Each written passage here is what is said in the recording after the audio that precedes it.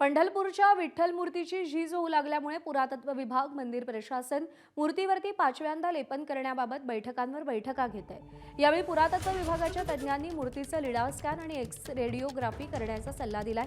त्यामुळे भविष्यातील मूर्तीला काही इजा पोहोचल्यास या स्कॅनिंगच्या रेकॉर्डवरून मूर्ती पुन्हा आहे अशी बनवता येणं शक्य असल्याचं पुरातत्व विभागाचं म्हणणं आहे। मात्र पुरातत्व विभागाच्या सल्ल्याबाबत प्रशासन तातडीनं स्कॅनिंगच्या मानसिकतेत नाही। या स्कॅनिंगचा मूर्तीवर काही दुष्परिणाम होतो का याचा अभ्यास करूनच पुढचा निर्णय घेतला जाईल असं जिल्हाधिकारी एस कार्तिकेयन यांनी सांगितलं।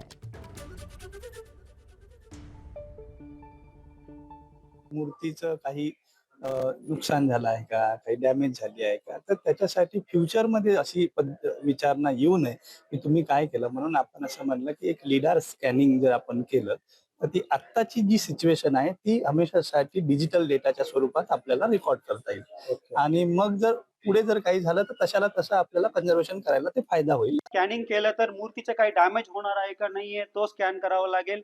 तिसरा, अगोदर याच्यामध्ये स्कॅनिंग केलेली आहे, कुठेतरी केलेली आहे का, त्याच्यामध्ये काय रिव्ह्यू आहे तो पूर्ण डिस्कस करून नक्की स्कॅनिंग करण्यामुळे काहीतरी फायदा असेल तरच परत अशा पद्धतीने मीटिंग घेऊन परत सगळ्यांचं म्हणणं ऐकून घेऊनच प्रोसीड करणार आहे। स्कॅनिंगचा आता काही निर्णय घेतलेला नाही।